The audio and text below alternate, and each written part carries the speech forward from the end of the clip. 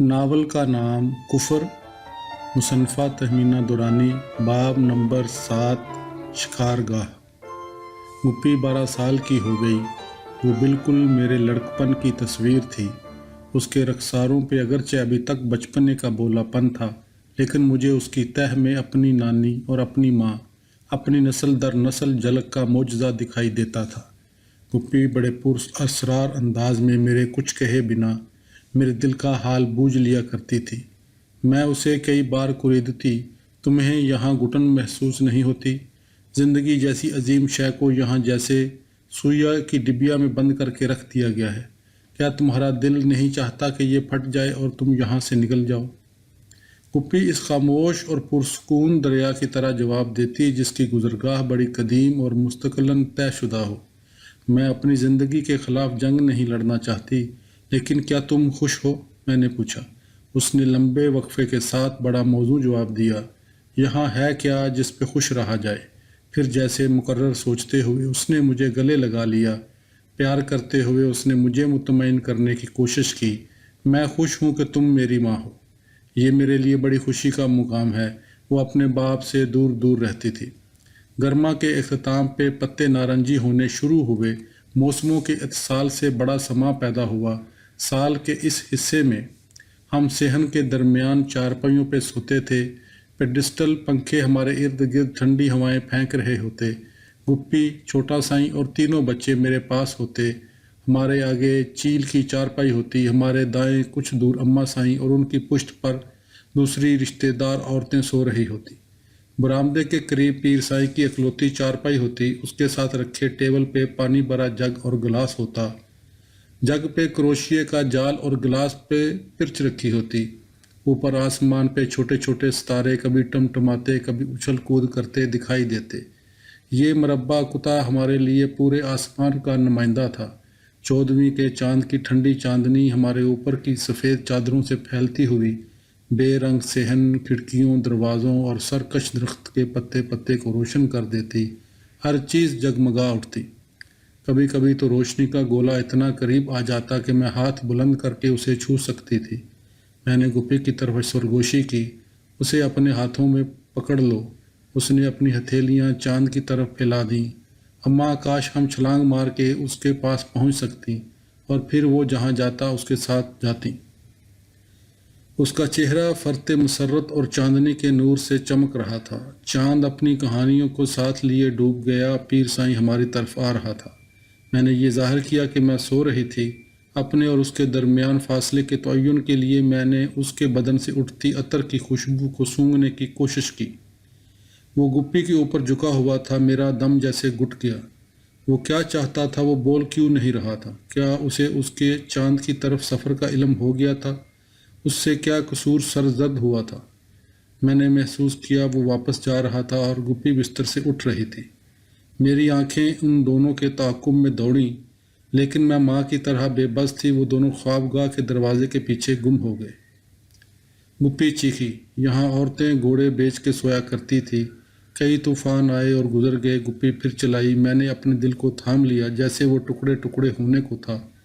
طوفان ہو جاؤ، نکل جاؤ۔ بالآخر اس کے باپ کے داڑنے کی آواز آئی اور وہ لڑکھڑاتی ہوئی برآمدے میں نکلی۔ دیوار پہ اس کا سایہ نظر آیا تو میں چارپائی پہ سیدھی ہو گئی۔ گپی کی چارپائی کی رسیاں کڑکڑائیں۔ اس کے تر مڑ بدن کو محسوس کرتے ہوئے میں نے پیر سائیں کی موجودگی کو سونگھنے کی کوشش کی۔ سر ہلائے بغیر میں نے آنکھیں اس کے بستر پہ مرکوز کر دی۔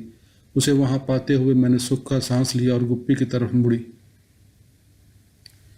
وہ ظاہر کر رہی تھی جیسے سوئی ہوئی ہو۔ صبح تڑکے شبنم میں بھیگے ہوئے مکھیوں کی یلغار میں ہم لوگ اٹھے اور منتشر ہو گئے۔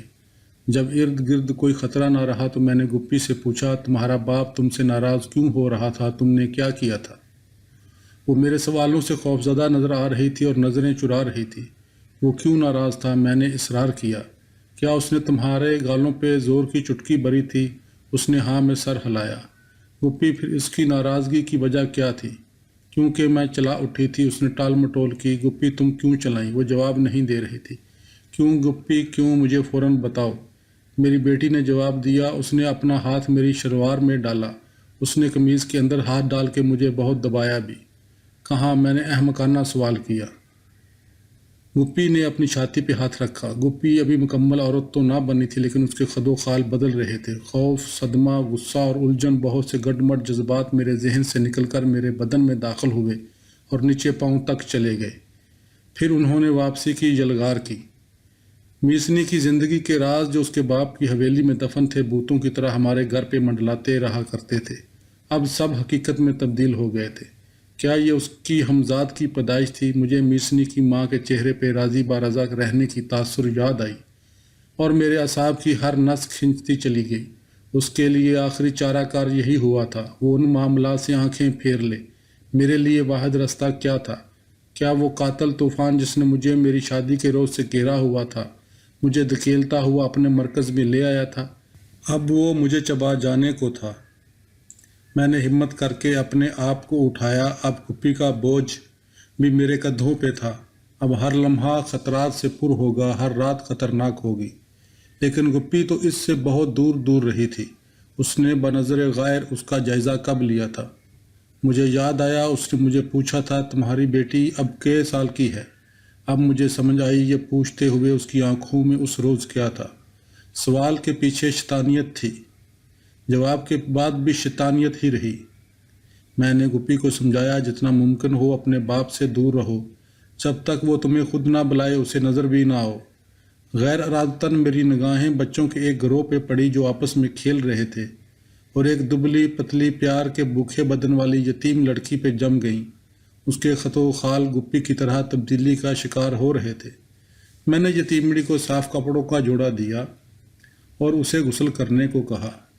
ایک نوکرانی کو میں نے اس کے بالوں کو گودنے کو کہا۔ اس رات وہ غسل خانے میں تھا اور میں کمرے میں اس کی منتظر تھی۔ یہ لڑکی یہاں کیا کر رہی ہے؟ اس نے تیزی سے پوچھا۔ سائیں وہ تمہارے لیے ہے، میں منہ میں بڑبڑائی۔ اس کا غصہ دھچکے میں بدل گیا۔ میں اپنے چھوٹے موٹے کام کاج سے فارغ ہوئی تو اس نے کہا، تم جا سکتی ہو۔ میں نے اس لڑکی کے متعلق سوچا جسے اس نے میرے دل کی بوجھ لی تھی۔ وہ بولا، اسے یہیں چھوڑ جاؤ۔ اس کی قبولیت پہ مطمئن دروازہ بند کر کے چلی آئی۔ میری نگاہوں میں یتیمڑی کی مردہ ماں کا نقش ابھرا۔ میں نے اپنے احساس جرم کو لگامیں ڈال دیں۔ طوفان کی آنکھ میں رحم کیسے ہو سکتا ہے؟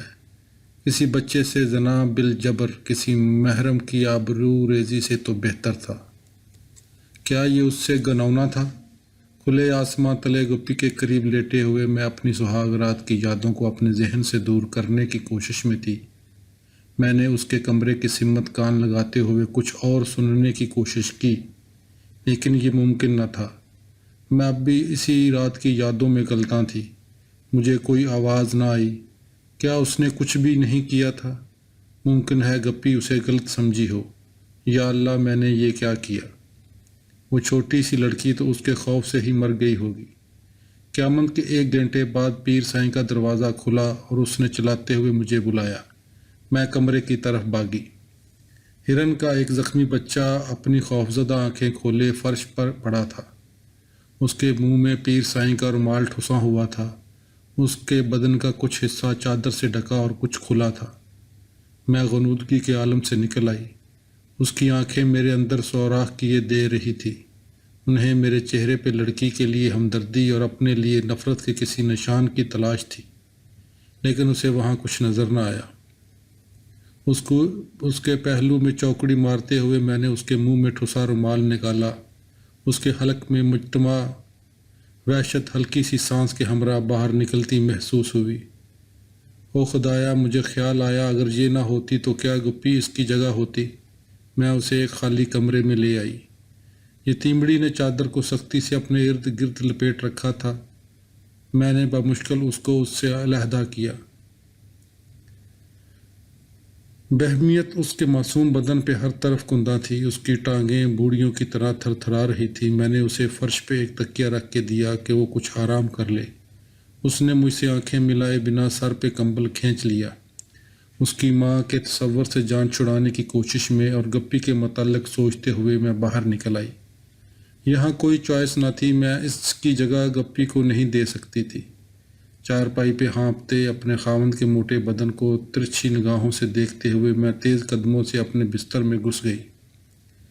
آسمانوں پہ جواب تلاش کرتے ہوئے میں نے قوت اور اختیار والے رب سے پوچھا، یا اللہ یہ بندہ کون ہے؟ کیا اسے یہ جرائم اس لیے معاف ہیں کہ اس کے آبا میں کوئی بھلا انسان تھا؟ میں نے اپنے بکھیڑوں برے دماغ میں جواب کی تلاش کی۔ میں لڑکی کو کہاں بھیج دوں؟ میں کس پہ بھروسہ کر سکتی ہوں؟ مجھے خیال آیا کہ میسنی کی ماں نے بھی ہتھیار ڈالنے سے پیشتر اپنی بیٹی کو بچانے کی کوشش کی ہوگی۔ کیا گپی کا باپ پھر اس کی طرف بڑھے گا؟ اب تو میں نے آدم خور کی بھوک کا چارہ کر ڈالا تھا، لیکن وہ پھر بھی تو بھوکا ہو سکتا تھا۔ اگلی دفعہ میں اس کے سامنے کس کو پھینکوں گی؟ مجھے خیال آیا کہ میں یتیمڑی کو سخی بابا کے پاس بھیج دوں۔ میں مراسن کو کچھ پیسے دے کے اور اس سے حلف لے کر لڑکی کو پیر سائیں سے بچا سکتی تھی، لیکن نہیں، میں اسے جانے نہیں دے سکتی تھی۔ اس طرح تو وہ گپی کی طرف پلٹ آتا۔ گپی تو کہیں جا بھی نہیں سکتی تھی۔ قربانی کی ضرورت میرے ذہن پہ ہتھوڑے کی طرح برس رہی تھی۔ چڑھاوا کس کا ہوتا ہے؟ وہ اپنی بےایمانہ خواہشات کا اکھاڑا جاگیردار کی حویلی سے اٹھا کے اپنے ہاں کیوں لے آیا تھا؟ جب بہت سی لڑکیاں ہر روز دن دہاڑے غائب ہو رہی تھی تو اس نے گپی کا انتخاب کیوں کیا تھا؟ اس نے معاملے میں مجھے کیوں ملوث کیا؟ اپنی بیٹی کو بچانے کے لیے مجھے اور کتنی معصوم بچیوں کو چڑھاوا چڑھانا تھا؟ دن بھر اس مسئلے پہ سوچتے ہوئے میں نے اپنے ذہن کو سولی پر چڑھائے رکھا۔ میں نے مسئلے کے ہر پہلو پہ مسلسل غور کیا اور بالآخر یہی فیصلہ کیا کہ یتیمڑی کو ہی اس کام پہ رکھا جائے۔ یہاں کسی کو اس کی فکر نہ ہوتی۔ اس کا انتخاب محفوظ ترین تھا۔ پہلی بار میں ہی وہ بدترین صورتحال سے گزر گئی تھی۔ میں اسے اچھی طرح کھلا پلا کے توانا رکھوں گی اور باقی وہ خود سنبھال لے گی۔ میرا دل اس کی طرف سے نرم ہو گیا، لیکن جب گپی کا تصور آتا تو وہ اس کے لیے پگھل جاتا اور یتیمڑی کے لیے سخت ہو جاتا۔ جائے نماز پہ میں اللہ کے سامنے گڑ گڑا اٹھی، ماؤں کا دل ہر چیز کا احاطہ کیے ہوئے کیوں ہوتا ہے؟ یہ دوسروں کے لیے گنجائش کیوں نہیں چھوڑتا؟ کیا مجھے میسنی کی ماں کی طرح اپنے آنکھیں بند کر لینا چاہیے یا مجھے حالات کا مقابلہ کرنا چاہیے؟ اس شام یتیمڑی کی آنکھیں اتنی وحشت زدہ تھی کہ وہ کوئی جنگلی جانور لگ رہی تھی۔ میں ڈر رہی تھی کہ وہ کہیں میرا بانڈا نہ پھوڑ دے۔ گناہ تو میرا ہی تھا۔ خوش قسمتی سے نوکرانیوں نے یہی سمجھا کہ کوئی بدروح یا جن بوت اس پہ آورد ہوا تھا، بلکہ اس گھر میں جہاں شفقت اور رحم کی کوئی جگہ نہ تھی، اس کے لیے میری ہمدردی سب کے لیے حیران کن تھی۔ گاڈ مدر یا کفیل ماں کے روپ میں در حقیقت اس کے لیے ایک چڑیل تھی۔ میں نے اس کا ہاتھ اپنے ہاتھوں میں لینے کی کوشش کی، لیکن اس نے بل دیتے ہوئے اسے میری گرفت سے آزاد کرا لیا۔ وہ میرے متعلق کیا سوچتی ہوگی، اس کا تصور بھی میرے لیے محال تھا۔ میں شیطان کی منقوہ تھی، اگرچہ میرا دل ابھی پتھر نہ ہوا تھا۔ اسے ہو جانا چاہیے تھا۔ میرے دونوں رخ ایک دوسرے سے گہرے تضاد میں تھے۔ پیر سائیں نے مشورہ دیا، اسے دودھ میں کچا انڈا پھینٹ کے پلاؤ، اس سے اس کی طاقت بحال ہو جائے گی۔ میں نے اس امید میں کہ وہ دوبارہ اس پہ حملہ آور نہ ہوگا سرگوشی کی، سائیں وہ قریب المرگ ہے۔ اس کے جواب نے بہت سی خالی جگہیں بھرتے ہوئے بہت سے معمے حل کر ڈالے۔ میں اس سے پہلے ایسی بہت سی بھگتا چکا ہوں، اس نے کہا۔ وہ بہت سی لڑکیاں جو سرے سے غائب ہو گئی تھیں میرے ذہن میں آئیں۔ وہ اس بخار کی عادی ہو جائے گی، اس نے مزید کہا، اور مجھے خیال آیا کالی مر گئی لیکن اس کی عادی نہ ہوئی۔ اس کی شیطانی کارروائیاں حویلی کے اندر پہنچ گئی تھیں، سیدھی اس کے اپنے حجرے کے اندر، میری آنکھوں کے عین سامنے نیچے۔ میں نے اپنے ان ہاتھوں کو دیکھا جو پچھلے 15 سال سے میری گود میں پسینے سے تر رہے تھے۔ قسمت کی اس لکیر میں جو کبھی ہنا کے جال میں چھپ گئی تھی، شیطان کا وجود کنندہ ہو گیا تھا۔ میں جانتی تھی کہ انہیں ہاتھوں سے اس بچی کو بار بار مالک کے حوالے کرنا تھا۔ یا اللہ، میں فکر مند تھی کیا وہ اس کی حوث کو اس وقت تک برداشت کر سکے گی جب تک میری تینوں بیٹیاں بیاہی نہیں جاتی؟ کیا میں شیطان کا بوجھ اٹھائے رکھوں گی؟ گپی نہ صرف خود اپنے باپ سے دور رہی بلکہ میرے کہے بنا اس نے دیا اور منی کو بھی جتنا ممکن ہو سکا اس سے دور رکھا۔ اس اثناء میں یتیمڑی روبہ صحت ہو کے پھر بچوں میں کھیلنے لگی۔ اگلے مہینے جب میرے مخصوص دن شروع ہوئے تو اس نے یتیمڑی کو پیش کرنے کا حکم دیا۔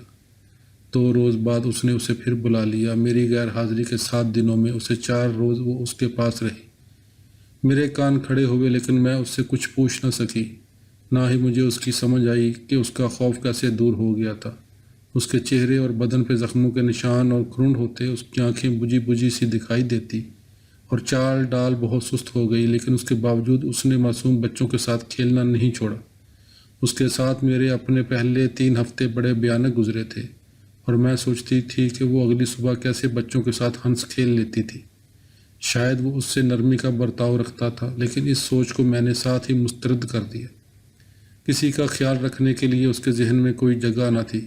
ایک سپہر مجھے یتیمڑی کے ہنسنے کی آواز سنائی دی۔ وہ میرے خاوند کی توجہ اور مہربانیوں پہ خوش تھی۔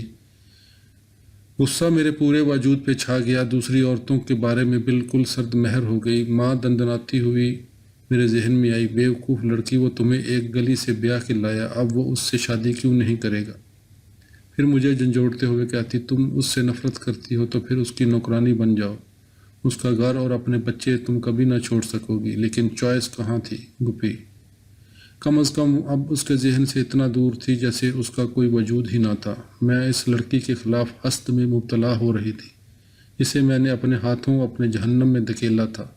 میں اس سے اس بنا پہ حسد کر رہی تھی کہ وہ میری غلاظتوں میں میری حصہ دار ہو گئی تھی۔ کیا گنجلک صورتحال تھی! اگرچہ میرے خاوند کا میرے ساتھ رویہ کبھی بدل نہ سکا، لیکن سال ہر سال بیت جانے کے بعد میرا مقام کچھ نہ کچھ مستحکم ضرور ہو گیا تھا، اور اب ایک بچی مجھ سے آگے نکلی جا رہی تھی۔ میری ذلت اور بے عزتی کا باعث اس کی نسبت اب وہ تھی۔ بڑی عمر کے مالکوں اور چھوٹی عمر کی خادماؤں کی بہت سی کہانیوں نے خودرو جنگلی پودوں کی طرح میرے سر میں جڑیں چھوڑنا شروع کر دی۔ میرے خاوند نے مجھے حکم دیا، یتیمڑی کو نئے کپڑے بنا کے دو اور اس سے زیادہ کام مت لیا کرو۔ میں حیران تھی وہ کس طرح اس کے ذہن پہ سوار ہو گئی تھی۔ آخرکار پیر سائیں کو میرے ساتھ بات کرنے کی ضرورت محسوس ہوئی۔ فتح کا نشہ معدوم ہو چکا تھا، ابریت خطرہ بن کے کھڑی تھی۔ تمہارا اس کے متعلق کیا خیال ہے؟ میں نے اسے زندگی میں پہلی دفعہ مسکراتے ہوئے دیکھا تھا۔ میرا تجسس بڑھتا چلا گیا، مجھے سمجھ نہیں آ رہی تھی کہ کیا کہوں۔ میں ہتھیلیوں کا پسینہ اندر ہی اندر ملتے ہوئے بڑبڑائی، سائیں وہ بہت چھوٹی ہے، میرے لیے تو وہ ابھی بچی ہی ہے۔ جوانی کا کوئی متبادل نہیں ہوتا، اس نے اعلان کیا تو مجھے یوں محسوس ہوا جیسے میرے گھر کی ہر چھوٹی لڑکی میرے مقابلے میں آ کھڑی ہوئی تھی۔ جب عمر رفتہ واپس نہیں آ سکتی تو میں ان کا مقابلہ کیوں کر سکتی تھی؟ وہ مجھے گونگ بے حس و حرکت چھوڑ کر چلا گیا۔ چھوٹا سائیں اپنے باپ کے کاغذات اٹھائے لڑکتا ہوا اندر آیا اور ساتھ ہی باہر بھاگ گیا۔ میرا دل اپنے لڑکے کے لیے پگھل گیا۔ جب سے اس نے چلنا سیکھا تھا میں اسے شاد و نادر ہی دیکھ پاتی۔ اس کا تمام دن اپنے باپ کی جابرانہ نگاہوں تلے مزار پہ ہی گزرتا۔ جب دونوں کی واپسی ہوتی تو میں اپنے خاوند کی خدمت میں یوں لگ جاتی کہ میرے لیے بیٹے کی جھلک پانا بھی ناممکن ہو جاتا۔ اگرچہ چھوٹے سائیں کی تمنا اور ارادے یہی تھے کہ باپ کی رضا حاصل کرے، لیکن یہ ناممکن حصول ہدف تھا۔ میرے لیے یہ دلی اذیت کا باعث تھا۔ جس دباؤ کے عالم میں وہ پروان چڑھ رہا تھا وہ اسے ایک انتہائی افسردہ اور خوفزدہ بچہ بنانے کے لیے کافی تھا۔ میرے ذہن نے چھوٹے سائیں کو دھکا دے کے باہر کیا اور ان احساسات سے نمٹنے لگا جو یتیمڑی نے پیدا کیے تھے۔ کمرے سے باہر نکلتے ہوئے وہ نیچی نگاہوں اور تیز قدموں کے ساتھ لڑکھڑاتی ہوئی میرے پاس سے گزرتی۔ صاف ظاہر تھا اب وہ پسندیدہ تھی اور میں محض ایک استعمال شدہ بیوی۔ نوکرانیوں نے سرگوشیاں شروع کر دی جو میرے کانوں میں ڈول بن کے بجنے لگی۔ میں جس طرف کا رخ کرتی مجھے یوں محسوس ہوتا جیسے کسی نے مجھے بھرپور تماچا جھڑ دیا تھا۔ چیل ہر سمت مسلسل پہرے پہ دکھائی دیتی۔ ایک روز یتیمڑی نے اپنی پلیٹ میں سے کھا لینے پہ دوسری نوکرانی کو گالی دی۔ ساتھ ہی اس نے ایک لڑکی کو اس بنا پہ تھپڑ مارا کہ اس نے اس کے نئے سلیپر پہن رکھے تھے۔ میں نے اسے چلاتے ہوئے سنا، میں مالک سے تمہاری شکایت کروں گی، میری چیزیں چرانے پہ وہ تمہاری خوب خبر لے گا۔ درمیانی عمر کی ایک خادمہ قدم آگے بڑھاتے ہوئے جواباً چیخی، چھوٹی کنجری تم اپنے آپ کو کیا سمجھتی ہو؟ ہم تمہارے متعلق سب کچھ جانتی ہیں۔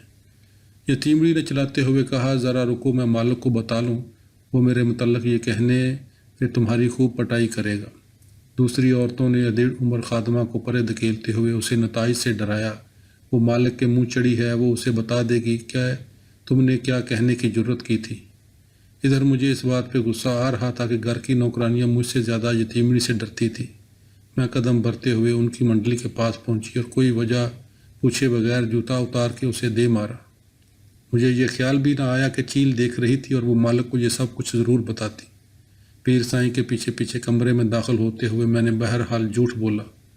سائیں یتیمڑی نے نوکرانیوں کو اپنے متعلق تمہاری دلچسپی کے بارے میں بتا دیا ہے۔ میں نے اس کی پٹائی اس لیے کی ہے وہ دوبارہ ایسی غلطی نہ کرے۔ مجھے امید ہے سائیں میرے اس عمل سے آپ ناراض نہیں ہوں گے۔ اس کی خاموشی میرے دل کو چاروں سمت پھڑکنے پہ مجبور کر رہی تھی۔ جب اس نے کہا تم نے بروقت کارروائی کی تو میں نے سکون کا سانس لیا۔ اس نے میری کہانی قبول کر لی تھی۔ میں نے بات مزید بڑھانے کے لیے کچھ اور جرأت کی۔ سائیں یتیمنی اور دوسری نوکرانیوں کو گالیاں دیتی ہے جیسے اسے بڑا خاص مقام حاصل ہے۔ اس کا رویہ شکوک پیدا کر رہا ہے، اسے پیش کرو، اس نے حکم دیا۔ میں نے قدم باہر نکالا۔ یتیمڑی دروازے کے ساتھ کھڑی تھی۔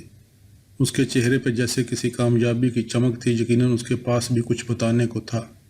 میرے لیے اس کی کوئی اہمیت نہ تھی کہ بلاوے نے اسے خوفزدہ نہ کیا تھا، لیکن اس کے چہرے کا یہ تاثر کہ تم جو بھی کہہ لو بالآخر یہ میرے حق میں ہی جائے گا، میرے لیے بڑی اہمیت کا حامل تھا۔ دروازہ مجھ پہ بند ہو گیا، لیکن ساتھ ہی پیر سائیں کے تماچے کی چٹاخ پٹاخ سنائی دی۔ میں اپنی فتح کے احساس میں مگن تھی۔ یہ زندگی کا وہ لمحہ تھا جب توقعات، صدمے اور خوف کے سب ہی احساسات ایک دھماکے کے ساتھ اس کے شوخ اور گستاخ چہرے پہ پھیل گئے ہوں گے۔ پیر سائیں نے یتیمڑی کو باہر پھینکا تو وہ سیدھی میرے قدموں میں آن گری۔ وہی خوفزدہ نگاہیں ایک بار پھر ٹکٹکی باندھے مجھے دیکھ رہی تھی۔ اس دفعہ میرے دل نے خون کا کوئی آنسو نہیں گرایا۔ چیل نے اس تبدیلی کو ضرور نوٹ کیا ہوگا۔ میں یہ سوچتے ہوئے تیزی سے چل دی کہ وہ اپنے مالک کے اس جرم کے بارے میں کیا سوچتی ہوگی۔ کیا خانقاہ سے اس کی اندھی عقیدت نے اس کی بنائی، سماعت اور قوت گواہی سب کچھ چھین لیا تھا؟ وہ یہاں کی ہر برائی سے آشنا تھی۔ کیا وہ نہیں چاہتی تھی کہ یہاں کوئی اچھا عمل بھی ہو؟ یتیمڑی کو جب تک مالک کے بستر تک رسائی حاصل رہتی وہ میرے لیے خطرہ تھی۔ مجھ سے جب بھی بن پڑا میں نے اس کا حوصلہ توڑنے کی کوشش کی، اگرچہ وہ مجھ سے اسی طرح دور رہنے کے لیے کوشاں رہتی جیسے گپی اپنے باپ سے، لیکن اس کے برعکس میری نگاہیں دن بھر اس کے تعاقب میں رہتی۔ میں یتیمڑی کی چھوٹی سی غلطی پکڑنے کے لیے جھپٹتی رہتی۔ صرف گپی ہی اس وقت میرے دل میں امٹتے ان لاکھوں جذبات کو سمجھ سکتی جو میری فرسٹریشن کا نتیجہ تھے۔ میں کسی نہ کسی طرح روزانہ مالک تک اس کے خلاف شکایتیں پہنچاتی رہتی، لیکن پیر سائیں کے دن کبھی بھی اس کی راتوں پہ حاوی نہ ہو سکے تھے، اور اس کی غلطیوں کے باوجود اس کے لیے اس کی ہوس میں اضافہ ہی ہوتا رہا۔ ایک روز گپی نے مجھے کہا، اماں جب انسان کے پاس کوئی چوائس نہ ہو تو پھر کچھ نہ کرنا ہی اس سے کے لیے بہتر ہوتا ہے۔ جو کچھ ہو رہا ہے اسے اسی طرح رہنے دو، اپنے آپ کو اتنے نمایاں طور پہ یتیمڑی کے معاملے کا روگ نہ لگاؤ۔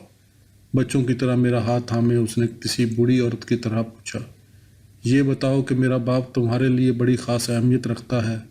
نہیں، وہ ایسا کہاں تھا، لیکن اس کے باوجود اس کا وجود تضادات کا ایسا مجموعہ تھا جس سے میری پوری زندگی عبارت تھی۔ عید سے ہفتہ بھر قبل اس نے مجھے قیمتی کپڑوں کا ایک جوڑا دیا، اور بالکل ویسے ہی ایک یتیمڑی کے لیے۔ مجھے گپی کی نصیحت یاد تھی۔ میں احتجاج کی آگ کو تو پی گئی، لیکن پھر بھی یتیمڑی کا تحفہ اسے دینے کا حوصلہ نہ کر سکی۔ اس کی بجائے میں نے اسے بھی وہی کچھ دیا جو دوسری نوکرانیوں کو ملا تھا۔ جب مجھے اندر بلایا گیا تو وہ وہیں تھی۔ تم نے لڑکی کو وہ کچھ دیا جو میں نے اس کے لیے تمہیں دیا تھا؟ اس نے پوچھا۔ میں خوف سے تھر تھرائی۔ سائیں، میں نے اسے دوسرے کپڑے دیے تھے۔ مجھے ڈر تھا دوسری نوکرانیاں اس پہ شک کریں گی۔ اس کے تھپڑ نے مجھے کمرے کے ایک طرف دے مارا۔ اب یہ اس کی باری تھی کہ مزے لیتی۔ احساس سے ذلت خوف پہ غالب ہو گیا۔ مہینوں سے لگام دیے رکھنے کے بعد شکست تسلیم کرنا ممکن نہ تھا۔ وہ دوسری بار میری طرف بڑھا تو میں چیخی۔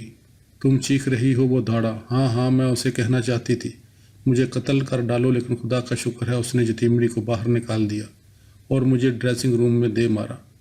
چارپائی اٹھاتے ہوئے اس نے حکم دیا، اپنے ہاتھ اس کے نیچے رکھ دو۔ لکڑی کے بارے پائے میری ہتھیلی پہ رکھ دیے گئے۔ میں تلملائی، میری آنکھیں اوپر کو مڑ گئی، میرے ہونٹ سل گئے۔ میں درد کی آگے پیچھے اٹھتی خوفناک لہروں کو پیتی گئی۔ ذرا آواز نکالی تو میں تمہاری گردن توڑ کے تمہاری کھوپڑی کے 2 حصے کر دوں گا، اس نے مجھے خبردار کیا۔ سیدھی ہتھیلیاں اور دوہری ٹانگوں کے درمیان میں چرمر ہو رہی تھی۔ میرا سر کہیں درمیان میں پھنسا ہوا تھا۔ کوئی طریقہ ایسا نہ تھا کہ وہ سیدھی بیٹھ سکتی، گھٹنوں کے بل ہو سکتی یا آلتی پالتی مار کر بیٹھ سکتی۔ یہ بڑی خوفناک پوزیشن تھی۔ ہر حرکت ناقابل برداشت تھی۔ ہلکی سی چونچنا بھی اذیت کی لہریں اٹھا دیتی۔ اپنی پوزیشن اور درد دونوں کے خلاف جدوجہد میں کبھی ایک اور کبھی دوسرے کو نظر انداز کرنے کی کوشش کرتے ہوئے میں نے اسے چارپائی پہ بیٹھتے ہوئے دیکھا۔ پائے میری ہتھیلیوں میں دنستے چلے جا رہے تھے، ہڈیاں چٹک رہی تھی۔ وہ میرے کراہنے کی آواز سننے کے لیے کوشاں تھا تاکہ سزا میں اضافہ کر سکے۔ اس کے سننے کے لیے وہاں کچھ نہ تھا۔ اس کی ٹانگیں اوپر اٹھی، وہ چت لیٹ گیا۔ پائے میرے گوشت میں مزید اترے۔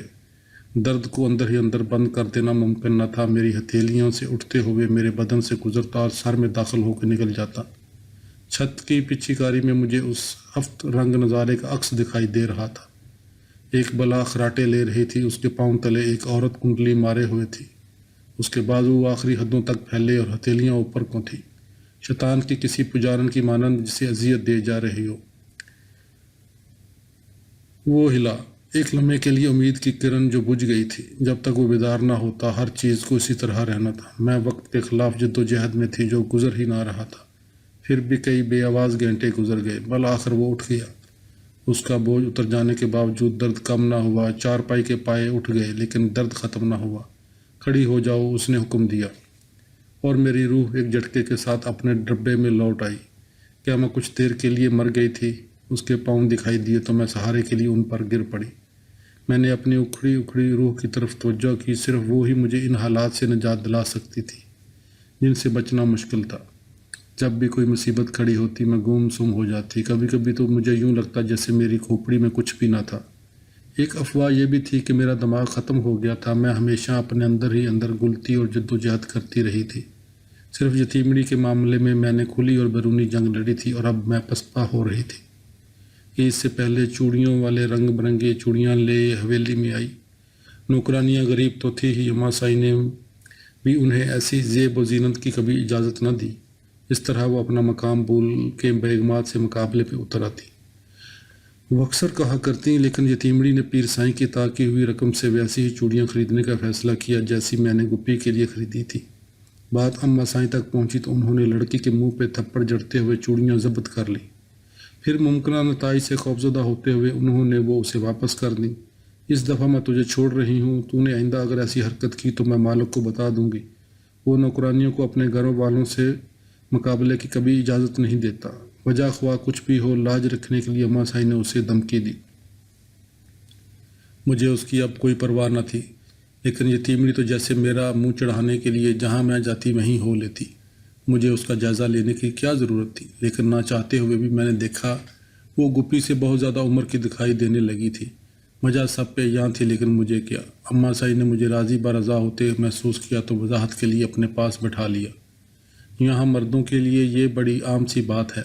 تقریباً سب ہی بیویوں کو اپنے خامدوں اور نوکرانیوں کے آپس کے تعلقات کی ذلت سے گزرنا پڑتا ہے۔ دراصل ان عورتوں کو ان کی جگہ پہ رکھنا بڑا مشکل ہے۔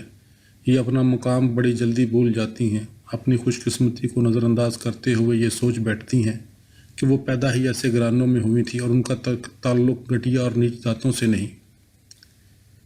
انہوں نے مجھے مشورہ دیا، تم اسے تبدیل کر دو، اتنی اولاد کی بدولت تمہاری پوزیشن بہت اچھی ہو چکی ہے، اپنے میاں کی نگاہوں میں آنے کی کوشش کرو۔ میری طرف انگلی سے اشارہ کرتے ہوئے انہوں نے بات جاری رکھی، اس کے ساتھ جو وقت ملتا ہے اسے قیمتی جانو اور ضائع مت کرو۔ یہ دیکھو کہ وہ کن چیزوں سے خوش ہوتا ہے اور وہی کرو۔ وہ ایک بیمار عورت کے پیچھے کیوں جائے؟ اپنے آپ کو ذرا دیکھو تو، بے جان اور بجھی ہوئی کون مرد تمہیں چاہے گا؟ وہ کسی نوجوان یتیمڑی کی طرف کیوں نہ جائے؟ لیکن میری ہمت جواب دے چکی تھی۔ گپی کا یہ مشورہ کہ میں چیزوں کو جیسی وہ ہیں اسی طرح قبول کرتی جاؤں میرے لیے آسان راستہ تھا۔ اماں سائیں مجھے ایک تاریک جنگل میں داخل ہونے کو کہہ رہی تھی۔ مجھے کسی فتح کی نہیں، امن کی تمنا اور ضرورت تھی۔ میں نے اپنی ساس سے پوچھا، کیا ان کا بیٹا یتیمڑی سے شادی کر لے گا؟ وہ جس سے چاہے شادی کر سکتا ہے، یہ تو اس کی رضا کا معاملہ ہے۔ اسے راضی رکھنے کا تو ایک ہی راستہ ہے کہ اس کے بستر میں کوئی اسے یہ یقین دلا دے کہ اس جیسی کوئی اور نہیں ہے۔ میری نگاہوں نے یتیم لڑکی کا پھر سے تعاقب شروع کر دیا۔ چاند رات ماں کے گھر کی میٹھی میٹھی یادیں اپنے ساتھ لائی۔ ماں کے گھر میں خوشیوں کا مطلب نئے کپڑے، چوڑیاں، مہندی اور عیدی تھا۔ اس روز ہم اپنے فلیٹ کو سجایا کرتے تھے۔ کپڑوں کی استری، سوئیاں اور مٹھائی کی تیاریاں کتنے مزے کی ہوا کرتی تھی۔ اب سب کچھ ہی تو بدل گیا تھا۔ ہر سال میں گھر کی عید کی یادوں میں کھو جاتی، لیکن وقت کے ساتھ ساتھ یادیں بھی تو دھندلی پڑتی جا رہی تھی۔ صرف آرائشی کمکمے پریوں کے دیس کی روشنیاں ہی تر و تازہ رہیں، لیکن پھر بھی اچانک بجھ جاتی اور میری زندگی گہری تاریکیوں کی نظر ہو جاتی۔ میں اپنی زخمی ہتھیلیوں پہ مہندی نہ لگا سکی، میں لگانا چاہتی ہی نہ تھی۔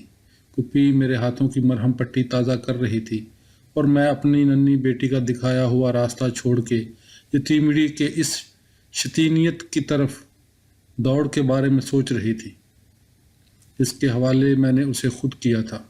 وہ اس مقام پہ قابض ہو رہی تھی جس سے مجھے نفرت تھی، لیکن اس کا وہاں قبضہ مجھے کب گوارا ہو سکتا تھا؟ میں جہاں جاتی بڑکیلے نارنجی کپڑے مجھ پہ لپکتے اور میرے دل میں آگ لگاتے ہوئے محسوس ہوتے۔ اس کی سرخ لپ اسٹک دیکھتے ہی میں لال ببوکا ہو جاتی۔ اس کے بادامی چہرے پہ دو روشن چمکتی ہوئی آنکھیں ایسی تھی جیسے دو بنورے کیچڑ کے جوہڑ میں پھدکتے پھر رہے ہوں۔ اس کی دمبے جیسی سرین دائیں بائیں ہلتے ہوئے دل فریب انداز میں درمیان میں رکتیں۔ اس رات میں نے دیکھا وہ پیر سائیں کی موجودگی میں لاجونتی ہو گئی۔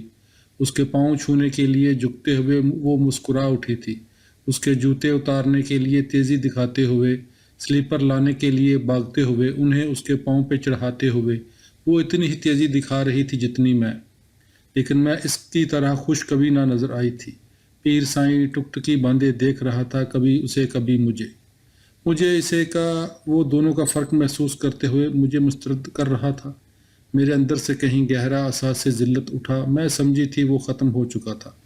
حسد میرے دل میں سوئے کسی سرسبز سانپ کی طرح بیدار ہوا۔ اس کی نگاہوں میں بیزاری اور بے آرامی کی کیفیت مجھے مجبور کر رہی تھی کہ میں غائب ہو جاؤں، لیکن اس کے بجائے میں دروازے میں کھڑے کھڑے اس وقت تک پس و پیش میں مبتلا رہی جب تک اس نے مجھے رکنے کو نہیں کہا۔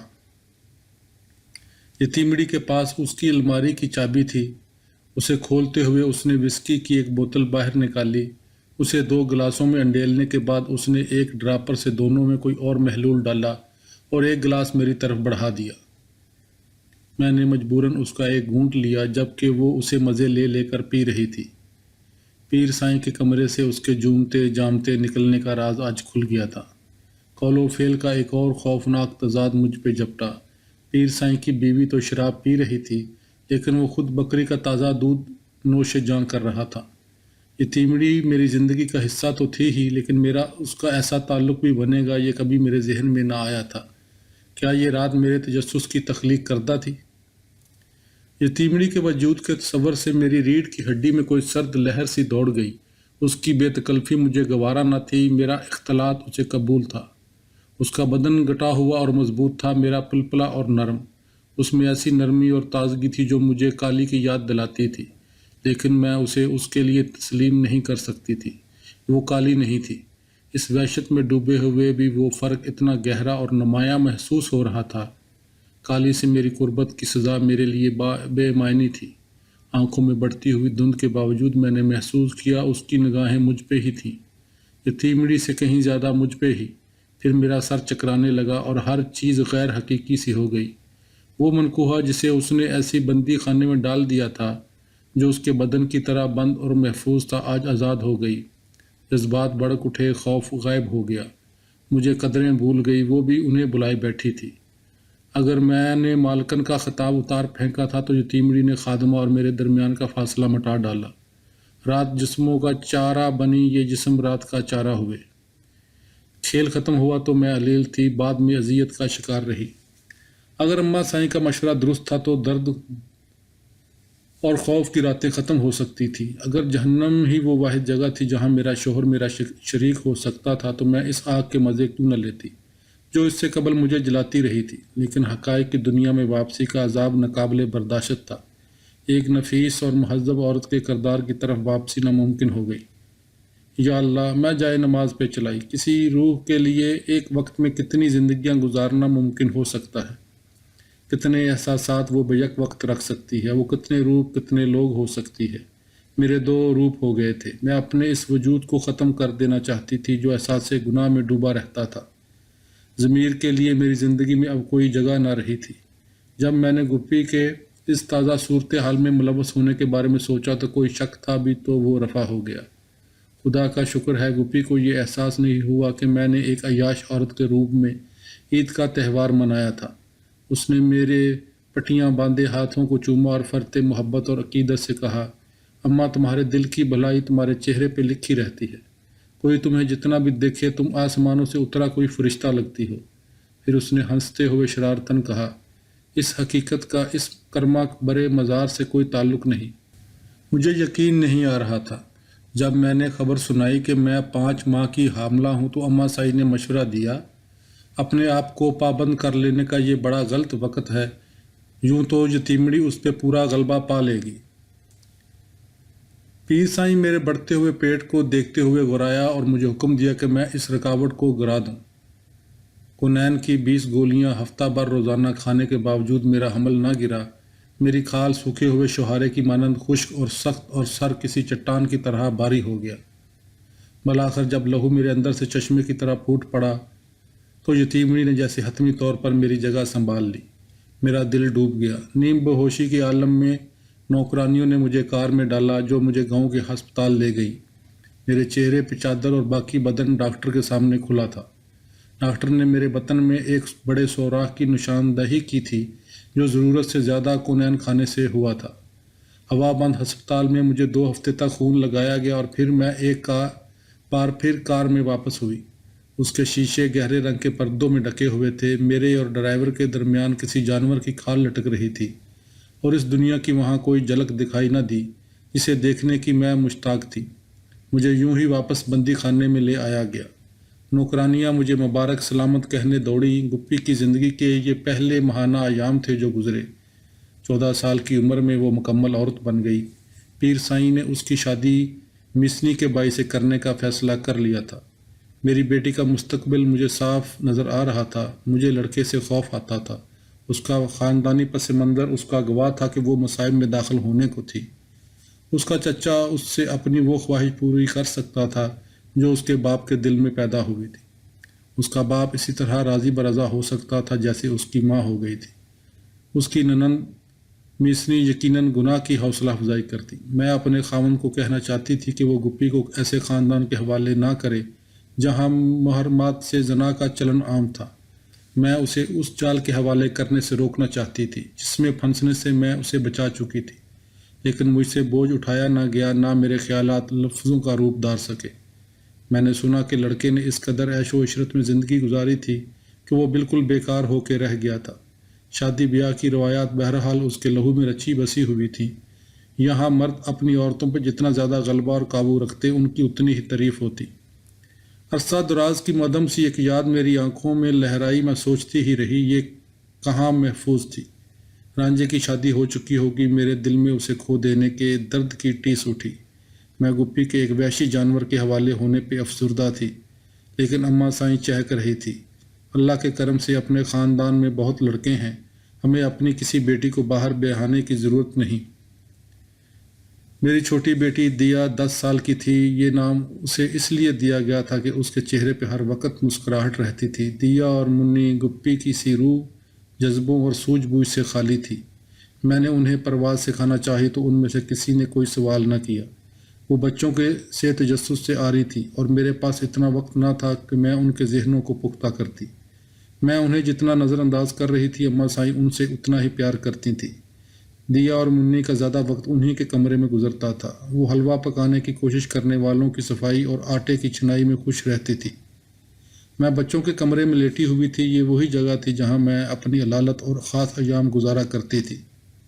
میں نے گپی کے خوبصورت نقش و نگار والے چہرے پہ نگاہ ڈالی۔ اس نے باپ سے کچھ بھی نہ لیا تھا۔ اس کا ہر عضو مجھ پہ تھا، زرد اور شہانہ۔ وہ اپنا سر اور شانے نیچے دیکھتے وقت بھی بلند اور اوپر ہی رکھتی تھی۔ میں نے اس سے پوچھا، گپی تمہارا شادی کے بارے میں کیا خیال ہے؟ اپنے گھر کی مالکہ ہونا کیسا لگے گا؟ کیا یہ اس سے مختلف ہو سکتا ہے جیسا یہاں ہے؟ اس نے دانش مندی سے جواباً سوال کیا۔ مجھے میری اپنی شادی یاد آئی۔ میری منگنی پہ جو خوشیاں منائی گئیں وہ ایک جوے کا پیدا کردہ ہنگامہ تھی۔ کامرانی کے ابتدائی آثار نے فتح کے فریب کی شعبدے بازی کر دکھائی تھی۔ اس وقت آرائشی روشنیاں ٹمٹما رہی تھیں۔ وہ بجھ گئیں تو حقائق کی سنگینی عیاں ہوئی۔ گپی کے بیاہ سے کوئی خوشیاں نہ پھوٹیں۔ تاریخ طے ہوئی تو ہم کچھ نہ کرتے ہوئے بھی دوڑے پھرے۔ اس کا جہیز تیار رکھا تھا۔ اماں سائیں دربار کی سالانہ آمدن سے ایک حصہ اس کی پیدائش کے ساتھ ہی علیحدہ کرتی گئی تھی۔ وہ تمام زیورات جو میں نے پہننے بند کر دیے تھے اور وہ جو اماں سائیں نے اپنے دوسرے بچوں میں تقسیم نہ کیے تھے، گپی کے ہوئے۔ ٹیلی ویژن یا ریڈیو قسم کا کوئی تحفہ تو نہ تھا، البتہ کار ضرور دی گئی۔ کار پہ اسے کہاں جانا تھا، میں سوچتی رہی۔ گپی کی شادی کی تیاریوں کے سلسلے میں ایک ہی کام کرنے کو رہتا تھا اور وہ تھا مہمانوں کی فہرست کی تکمیل۔ مجھے اپنے جہیز کی یاد آئی اور میں نے اللہ کا شکر ادا کیا کہ اس نے مجھے ہر ماں کو پیش آنے والی اس مصیبت سے بچا رکھا تھا۔ کم از کم ایک مسئلہ تو تھا جس سے میں محفوظ تھی۔ تیاریاں اتنی مکمل تھی کہ اس کے باپ نے ہفتے بھر کے اندر اسے رخصت کرنے کا فیصلہ دے دیا۔ میری تینوں بیٹیاں میری طرف بڑھیں تو میرے ذہن میں چھلکی ننھی اور اپنے ساتھ اس کی مٹتی ہوئی یادیں پھر سے ابھر آئیں۔ جدائی اب میری بیٹیوں کے تعاقب میں تھی، اتنی واضح کہ اس کے متعلق کسی پیشن گوئی کی ضرورت نہ تھی۔ اللہ نے ان تینوں کی حیا اور عزت رکھتے ہوئے شیطان کو میری طرف بھیج دیا تھا۔ یہ بہرحال ایک قابل قبول معاہدہ تھا۔ گپی نے اپنے بازو میرے گرد حمائل کرتے ہوئے مجھے تسلی دی۔ اماں، میرے متعلق فکر مت کیا کرو، میری زندگی تمہاری زندگی سے بدتر نہیں ہو سکتی۔ میرے لیے یہاں کا معمول کوئی نیا نہیں، میں تو اس کی عادی ہوں۔ جب میں نے اسے خوش رہنے کے لیے کسی راستے کی تلاش کے لیے کہا تو وہ ہنس دی۔ میں دنیا جہان کو چھان ماروں گی، میں بڑے آرام سے اس کی حویلی سے سفر پہ نکل جایا کروں گی۔ پھر اس نے میرا دل چور چور کر دیا۔ اماں، تم نے جو انتخاب کیا تھا اس کے لیے اپنے اندر کوئی احساس جرم پیدا نہ ہونے دینا۔ تم نے نہ صرف ناممکن کی جگہ ممکن کو دی تھی۔ یتیمڑی میرے باپ کے لیے جائز ہو سکتی تھی، میں نہیں۔ وہ حلال ہو سکتی ہے کہ وہ اس سے شادی کر سکتا ہے، میں تو صرف حرام ہی ہوں۔ گناہ عظیم کے لیے کس طرح جواز پیدا ہوئے تھے، میں سوچتی اور پھر دل چاہتا زمین پھٹ جائے اور میں اس میں سما جاؤں۔ میرے وجود میں یتیمڑی کے ہاتھوں کے نہ مٹنے والے لمس کے احساس نے آگ لگا دی۔ میری روح شرمندگی کی آگ میں جل کے سیاہ ہو گئی۔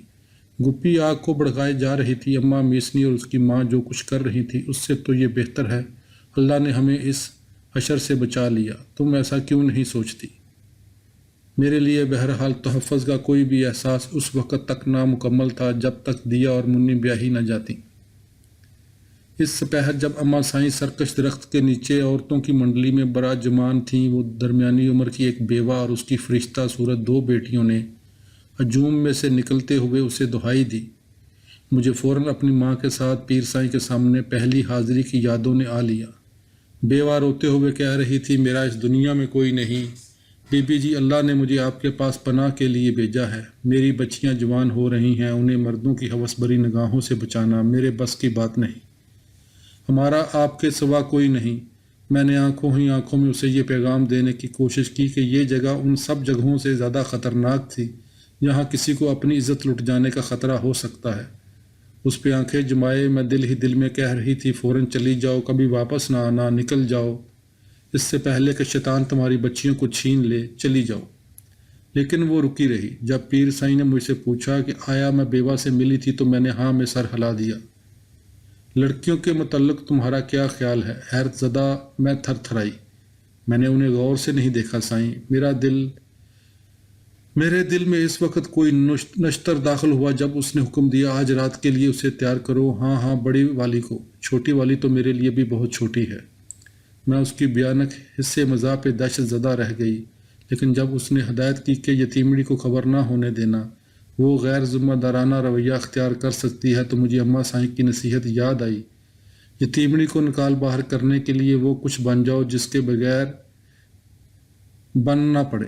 یہ ممکن تھا، لیکن صرف جرم میں ساجھے داری کے ذریعے میں اب سمجھ چکی تھی کہ انسان کی فطرت میں جرم اور گناہ کا خاصا ذخیرہ ہوتا ہے جو حالات کے تقاضوں پہ باہر نکلتا رہتا ہے۔ کچھ لوگوں کے حالات ان کے خوابیدہ ذخیروں سے محض چھوٹے چھوٹے تقاضوں پہ ہی اکتفا کرتے ہیں۔ میرے حالات میرے وجود کی پوری بہمیت کو آواز دے رہے تھے۔ شیطان میری فطرت کے منفی پہلو کو بھرپور انداز میں چھیڑ رہا تھا۔ میں اپنے خامند کے جہنم میں جتنی گہری چھلانگ لگا سکتی، میری بچت کے مواقع اتنے ہی زیادہ ہوتے، لیکن اس کے اندر کے زہریلے مادے اور ہوائیں بنا کسی وقفے کے مجھے بے قرار اور بے سکون رکھتی۔ انہی سوچوں میں غلطاں میں نے تینوں نواردوں کو چائے میں مسکن دعائیں پلا دیں اور سونے کے لیے انہیں اسٹور کے عقبی کمرے میں بھیج دیا۔ پیر سائیں خوابگاہ میں ہمارا منتظر تھا اور میں ان کی طرف جا رہی تھی۔ وہ تینوں ایک ساتھ دیر ہوئی سو رہی تھی۔ جس بچی کو مجھے لے جانا تھا وہ اپنی ماں اور بہن کے درمیان سوئی ہوئی تھی۔ سب کو جگائے بنا اسے اٹھانا ناممکن تھا۔ اٹھنے فرش پہ جمائے میں اسے بازو سے پکڑ کے اس وقت تک ہلاتی رہی جب تک وہ بیدار نہ ہو گئی۔ مجھے پہچانتے ہوئے اس نے اپنی ماں کو آواز دی، اسے چھوڑو، میرے ساتھ آؤ اور میری ٹانگیں دباؤ۔ میں نے سرگوشی کی۔ نیند میں ڈوبی بچی کسمساتی ہوئی ان کے بازوؤں اور ٹانگوں میں سے نکل آئی۔ میں نے اسے اپنے آگے لگا لیا۔ اس کا بدن ابھی کسی شکل میں نہ آیا تھا۔ وہ یتیمڑی سے بھی چھوٹی تھی، شاید 12 سال کی ہوگی۔ احساس جرم نے میرے ذہن پہ دستک دی۔ میں نے ٹھوکر مارتے ہوئے اسے نکال باہر کیا۔ دیا اور منی جوان ہو رہی تھی اور مجھے اپنی بیڑوں کے بجائے بیوہ کی بیڑ کو قربان گاہ کی طرف لے جانا تھا۔ پیر سائیں آلتی پاتی مارے بستر پہ بیٹھا تھا۔ لڑکی نے اس کے پاؤں چھوئے تو وہ ہلکے سے مسکرا دیا۔ ننھی پری شاید سمجھی ہو خدا کی نظریں اس پہ مہربان ہو گئی تھیں۔ اس نے جب گلاس اسے تھمایا تو اس کی آنکھوں میں اظہار تشکر ابھرا۔ اس کے پاس اس خوش قسمتی کی اطلاع ماں کو دینے کے لیے انتظار کی تاب نہ رہی تھی۔ میں کڑوی شراب گٹا گٹ چڑھا گئی۔ میں چاہتی تھی کہ وہ میرے ارد گرد کی دنیا کو دھند میں غرق کر ڈالے۔ بچی نے اپنے مشروب کو چکھا۔ وہ اسے پھینکنے کو تھی کہ پیر سائیں داڑا، اسے پی جاؤ، اور وہ پی گئی۔ وہ چارپائی پہ لیٹ گیا، اسے اپنے پاؤں دبانے کو کہا۔ فرش پہ گھٹنے لگائے وہ اپنے چھوٹے چھوٹے ہاتھوں کا پورا زور لگاتے ہوئے اسے خوش کرنے کی کوشش کر رہی تھی۔ وہ دیا سے چھوٹی تھی۔ اسے قابو میں رکھنے والی میں شیطان ماں تھی۔ مسرتوں کے حصول کے اس عمل کا مزہ ختم ہوتے ہی پیر سائی نے وہیں دراز ہو کے زوردار خراٹے لینا شروع کر دیے۔ اس کی آواز میں سور کسی گراہٹ تھی۔ میں بچی کو خالی کمرے میں لے گئی جہاں اس نے شراب کی قے کی۔ بحال ہوتی ہوئی یادداشت اسے لرزا رہی تھی۔ زہر کے گھونٹ کی سب سے بڑی خامی یہی تھی کہ وہ یادداشت کو ختم نہ کر سکا تھا۔ اس نے جو زخم چھوڑا وہ ناقابل برداشت تھا۔ میں نے سیاہ رات کو اپنی مٹھیوں میں بینچ لینے کی کوشش کی تاکہ اسے کسی اور وقت میں دھکیل دیا جائے۔ اگلی صبح پیر سائی نے مجھے بیوہ کو عطیہ دینے کے لیے 1000 روپے دیے، اور ہاں، اس کو کپڑے، گندم اور چینی بھی دینا۔ اللہ کے 99 ناموں والی چادر اپنے کندھوں پہ ڈالتے ہوئے اس نے حکم دیا۔ میں اس دھوکے اور منافقت، اللہ کے پاک نام کے استحصال، اپنے پردے جو شیطانیت کو چھپائے ہوئے تھا، گناہ کے معمول ہو جانے اور اپنے ہاتھوں میں کراہتی معصوم لڑکیوں کے بدلتے چہروں کا احساس کرتے ہوئے لرزا اٹھی۔ بیوہ نے فریاد کرتے ہوئے کہا، بی بی جی، میرے مسائل اس قدر ہیں کہ اس رقم سے تو کچھ بھی نہ ہو سکے گا۔ آپ ہمیں کوئی کام دلا دو، ہم سب آپ کو خوش رکھنے میں کبھی تھکیں گی نہیں۔ میری 2 جوان بیٹیاں ہیں اور دنیا بڑی ظالم ہے۔ ہمیں آپ کی پناہ چاہیے، خدا کے لیے ہمیں یہیں رہنے دو۔ میں چاہتی تھی کہ وہ یہاں سے فوراً چلی جائیں، لیکن اس سے خوفزدہ بھی تھی کہ اسے فوراً پتہ چل جاتا کہ میں اس کے عیش و عشرت میں حائل تھی۔ جب بیوہ نے کہا، بی بی جی، میری بیٹی ہر رات آپ کی ٹانگیں دبا دیا کرے گی، تو میں شرم سے لال ہو گئی۔ کیا بچی نے اسے بتا دیا تھا؟ ماں، ننھی اور چھٹکی گپی کی شادی میں شرکت کے لیے پہنچ گئیں۔ جہیز کا شاندار سامان میرے خاندان والوں کو یہ یقین دلانے کے لیے کافی تھا کہ باقی ہر چیز بھی بے مثال تھی۔ باہر جہاں مردوں کا استقبال تھا، میرے بہنوئی سر جھکائے شاید زمین پہ رینگتے ہوئے پیر سائیں کی خوشامد میں مصروف ہوں گے۔ یہ خزاں کا موسم تھا۔ گپی کا پیلا جوڑا اور درختوں کے زرد پتوں جیسا تھا۔ جب وہ سرخ جوڑا پہن کے دلہن بن گئی تو میں ایک عورت کو مرد کی قربان گاہ پہ چڑھانے کے احساس سے رو پڑی۔ چھوٹا سائیں اپنی بہن کے بازوؤں میں اسی طرح رویا جس طرح بائی میرے ساتھ لگ کے رویا تھا۔ راجا جی مختلف تھا۔ واحد جذبہ یا احساس جسے میں نے اس کے چہرے پہ کبھی ابھرتے دیکھا تھا، وہ اس شادمانی کا اظہار تھا جو باپ کے ہمراہ حویلی کے اندر باہر آتے جاتے عیاں ہوتی تھی۔ کیا یہ خوشیوں کا مقام تھا یا سوگ کا موقع؟ میرے خاوند کے گھرانے میں بیٹیوں کی شادی پہ ناچ گانا نہیں ہوتا تھا۔ اپنی بیٹی کے کسی دوسرے مرد کے بستر پر جانے کو منانا یہاں باعث شرم سمجھا جاتا تھا۔ بہنوں اور کزنز میں گری گپی اپنے کمرے سے اس سفر پہ نکلی جسے ہمارے بیرونی دروازے کے سامنے ایک اور دیوار کے پیچھے ختم ہو جانا تھا۔ اس گھرانے کی شادی شدہ عورتوں کو میں نے سوائے کسی تقریب یا مرگ کے کبھی ایک دوسرے کے گھر آتے جاتے نہیں دیکھا تھا۔ میں نہیں جانتی تھی گپی کب مجھے ملنے آتی۔ اس کے عقب میں چلتے ہوئے مجھے اس بیج کا خیال آیا جو میرے بطن میں پھوٹا اور بڑھا۔ مجھے اس کی پیدائش یاد آئی، وضع حمل کے درد کی ٹیسیں، اسے میرا دودھ پلانا، عورت ہونے کے خطرات سے اس کا بچاؤ، اپنی کمزوریوں میں اس کا تحفظ، میرا اسے ذہنی شکست خوردگی اور خودکشی کے خلاف کھڑا کرنا اور پرواز پہ نکلنا سکھانا۔ مجھے یہ سب یاد آ رہا تھا۔ اب وہ مجھے چھوڑ کے جا رہی تھی۔ دیوار کے پاس کھڑے ہو کے ہم دونوں گلے لگیں اور رو دیں۔ گپی کے کندھے سے مجھے چیل نظر آئی جو ٹکٹکی باندھے ہمیں دیکھ رہی تھی۔ اس کی آنکھوں میں کوئی آنسو تھا نہ کوئی مسکراہٹ۔ اس نے گپی کو خدا حافظ کہنے کے لیے بھی اپنے بازو نہیں کھولے۔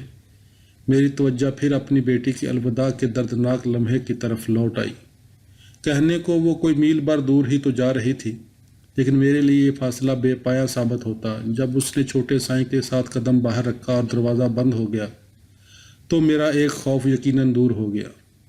اس لمحے میرا جی چاہا میں ناچوں اور گاؤں، لیکن میں نے اپنی بچی ایک پاپی مجرم کے گھر ہی تو بھیجی تھی۔ میرے دل میں آئی کہ بیان کرتے ہوئے میں اپنی چھاتی پیٹ ڈالوں اور اپنا دل کاٹ کے باہر پھینک دوں۔ اس رات حویلی کے ہر کونے میں عورتیں سوئی پڑی تھیں اور میری بہنیں بچوں کے کمرے میں سوئیں۔ پیر سائیں کی آمد کے انتظار میں تھکن سے چور صوفے پہ ہی ڈیر ہو گئی۔ تم نے کوئی دوا دارو چڑھا رکھی ہے، وہ چیخا۔ میں نے چھلانگ ماری۔ یہ مردوں کی طرح سونے والی رات نہیں ہے، جاؤ اور یتیمڑی کو حاضر کرو۔ میری آنکھیں بھر آئیں۔ مجھے گپی کا سوال یاد آ رہا تھا، اماں یہ ادھر ہی ختم ہو جائے گا یا تمہیں اور دیا اور منی کو بچانے کے لیے بھی یہی کچھ کرنا ہوگا؟ پیاری گپی، اگر مجھے تمہارے اور تمہاری بہنوں کے متعلق کوئی ڈر فکر نہ بھی ہوا تو میں بھی انہیں نہیں جانتی جو قدم میں اٹھا چکی ہوں۔ اس کی واپسی کیسے ہوگی؟ میں کیسے انکار کروں گی؟ یتیمڑی کا بستر خالی پڑا تھا۔ میدان جنگ میں کھیت رہے سپاہیوں کی طرح ڈھیر ہوئی عورتوں میں نے اسے ہر جگہ تلاش کیا۔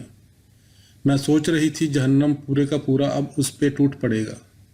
اس کے غیظ و غضب کا نشانہ کوئی بھی ہو، یہ ناقابل برداشت ہوتا تھا۔ مجھے یہ بھی یقین تھا کہ اگر وہ نہ ملی تو اس کی غیر حاضری کو بھی کوئی رنگ دے کے میرا ہی جرم سمجھا جائے گا۔ نڑنگ دڑنگ وہ کشتہ ہاتھ میں اٹھائے ہوئے تھا، لیکن اس کے پروگرام کا اگلا حصہ غائب تھا۔ سلسلہ ٹوٹ گیا تو وہ غرایا، غصے میں اس کا منہ جاگ چھوڑنے لگتا۔ صبر تو اسے چھو کے بھی نہ گزرا تھا۔ میں نے بیوہ کی چھوٹی بیٹی کا نام لیا۔ اس کے متعلق خود اس نے کہا تھا کہ وہ اس کے لیے بھی چھوٹی تھی۔ لاؤ، وہ چیخا اور میں دوڑی، ڈھیر ہوئے جسموں کو پھلانگتی نیم خوابیدہ ننھی کو لیے واپس لوٹی۔ میں نے گپی کی پہلی رات کے بارے میں سوچا، لیکن میرے پاس اس کے بچاؤ کے بارے میں سوچنے کا وقت نہ تھا۔ میری اپنی زندگی داؤ پہ لگی ہوئی تھی۔ پیر سائیں نئی بیڈ کو دیکھتے ہی پرسکون ہو گیا۔ کمرے میں دھند چھا گئی، خوف کی جگہ بے حسی نے لی، پھر وحشت اور دیوانگی نے بے حسی کو بے دخل کر دیا۔ ہم سب آگ کے طوفان میں چکر کھا رہے تھے، جہنم کے شعلے لپک رہے تھے اور ساتھ ہی بیڑوں کی چیخیں بھی۔ یہ سب کچھ ایک بار پھر اپنے اختتام کو پہنچا اور میں لنگڑاتی ہوئی بچی کے ساتھ باہر نکلنے کی کوشش میں لگی گئی۔